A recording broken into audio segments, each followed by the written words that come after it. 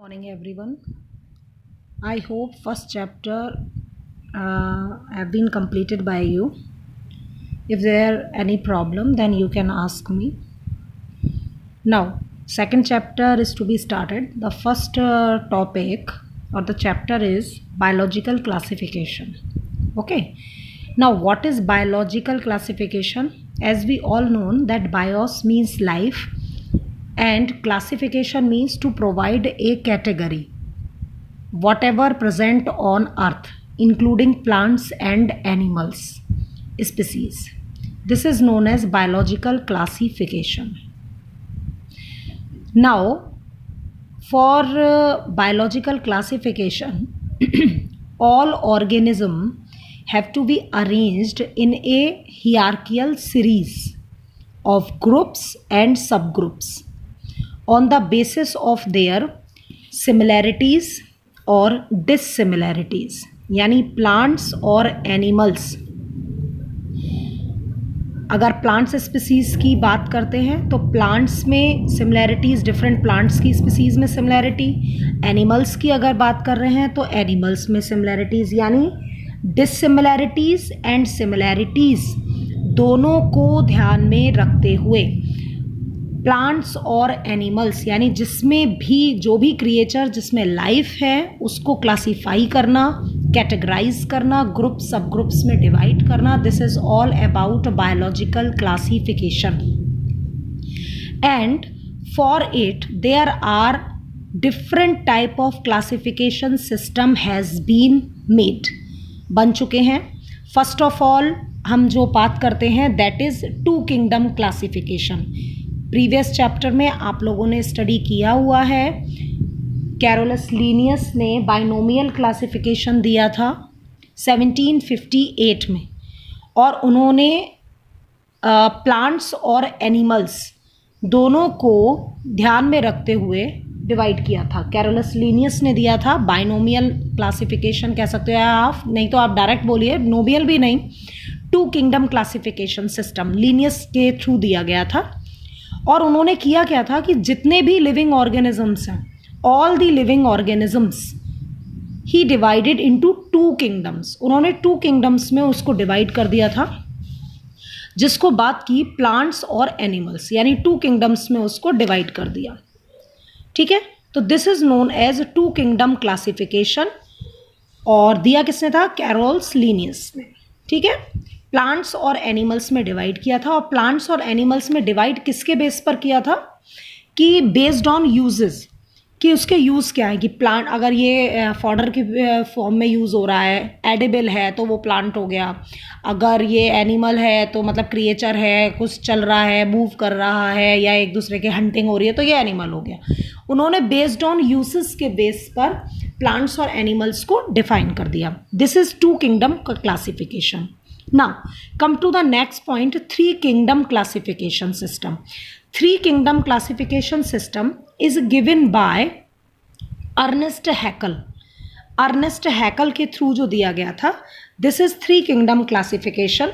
और इस three kingdom classification में जो थ्री किंगडम क्लासिफिकेशन दिया गया था, इसमें क्या डिफाइन किया गया? जो लिविंग ऑर्गेनिज्म थे उनको थ्री कैटेगरीज में डिवाइड कर दिया. और वो थ्री कैटेगरीज थी plants, Plantae, second one protista, next one animalia. यानी प्लांटी, प्रोटिस्टा और एनिमेलिया. ठीक है, नेक्स्ट वन जो अभी टू किंगडम में पढ़ा कर चुकी हूं उसमें क्या थे? सिर्फ प्लांटी और एनिमल था. यानी एक थर्ड जो टॉपिक था, जो न्यू किंगडम था, वो ऐड करा गया. वो कौन सा था? That is protista. Next one included all those organism which didn't have the capability of tissue differentiation. इन्होंने क्या किया कि प्लांटी और एनिमेलिया को तो रखा ही रखा, बट जो प्रोटिस्टा ऐड किया, तो प्रोटिस्टा को इन्होंने ये बोला कि दीज ऑल हैव, ये जितने भी हैं प्रोटिस्टा में जो भी माइक्रो ऑर्गेनिज्म या जो भी एनिमल इन्होंने ऐड किए हैं, they did not have capability किस बेस पर किया था ये भी पता होना चाहिए ना। कैपेबिलिटी ऑफ टिश्यू डिफ्रेंसिएशन, यानी इनकी बॉडी में you can not define the tissue differentiation, यानी इनकी बॉडी में आप टिश्यू डिफ्रेंसिएशन नहीं कर सकते थे, ठीक है।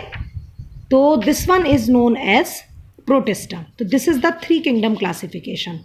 4 किंगडम में जाने से पहले आप एक छोटा सा 4 किंगडम में जाने से पहले एक आउटलाइन स्ट्रक्चर आप पढ़ लीजिए, जो मैंने यहाँ पर कुछ तैयार किया हुआ है। क्या किया मैंने कि बायोलॉजिकल क्लासिफिकेशन को सिमिलैरिटीज़ एंड डिससिमिलैरिटीज़ के बेस पर तैयार किया, और classification system, different classification system को रेडी रखा, और जिसमें पहला था 2 किंगडम क्लासिफिकेशन।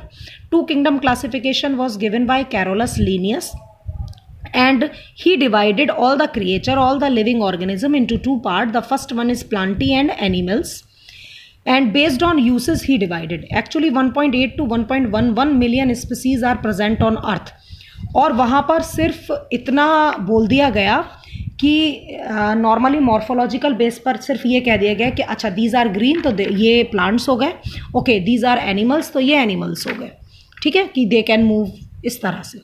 यानी फॉर श्योर आप कह सकते हैं कि ये प्लांट है और ये एनिमल है, देखकर पता लगा दिया सिर्फ मॉर्फोलॉजिकल बेस पर। एरिस्टोटल, जिन्हें फादर ऑफ बायोलॉजी भी कहा जाता है, उन्होंने भी क्लासिफाई किया था ऑर्गेनिजम्स को, लेकिन सिर्फ मॉर्फोलॉजिकल करैक्टर के बेस पर किया था। और मॉर्फोलॉजिकल करैक्टर के बेस पर उन्होंने क्या चीज़ बोला था कि जो प्लांट में ग्रीन स्टेम है उन्होंने सिर्फ उसको बोल दिया हर्ब्स, श्रब्स बोल दिया बुशी को, और जो लॉन्ग ट्रीज थे यानी जिनमें सेकेंडरी ग्रोथ है इस तरह से जो था दैट इज उन्होंने बोल दिया उसको ट्रीज, ठीक है। एनिमल्स के बेस पर उन्होंने क्या बोला था कि जिसमें रेड ब्लड है उसको बोला उन्होंने एनिमल, एंड जिसमें रेड ब्लड नहीं था उसको उन्होंने ए लगा दिया एनीमिया, ठीक है। तो ये फर्स्ट साइंटिफिक अप्रोच उन्होंने निकाल कर दी थी।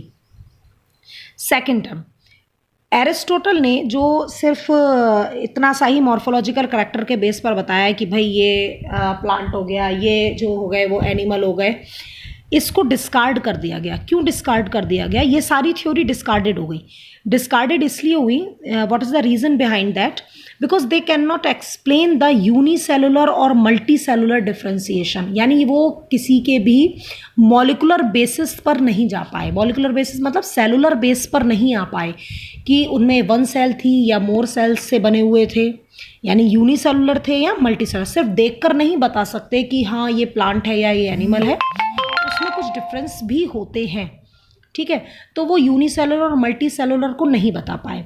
सेकेंड अदर थिंग, जो एक टॉपिक था जो वो नहीं बता पाए, that is prokaryote and eukaryote, ठीक है। उन्होंने क्या किया, प्रोकैरियोट मतलब primitive kind of nucleus they have those have present, और जिसमें न्यूक्लियफाइड न्यूक्लियस होता है दैट इज़ यूकैरियोट। तो ना तो वो प्रोकैरियोट में डिफ्रेंशिएट कर पाए, ना ही वो यूकैरियोट में डिफ्रेंशिएट कर पाए। Second other thing, green algae यानी जो फोटोसिंथेटिक ऑर्गेनिज्म थे वो, और जो नॉन फोटोसिंथेटिक ऑर्गेनिज्म थे जैसे फंगाई, ठीक है। तो उन्होंने इन दोनों को भी एक कैटेगरी में रख दिया, यानी ग्रीन एल्गी यानी फोटोसिंथेटिक या एल्गी कह सकते हैं हम, और नॉन फोटोसिंथेटिक मीन्स फंगी, एक कैटेगरी में आ गए।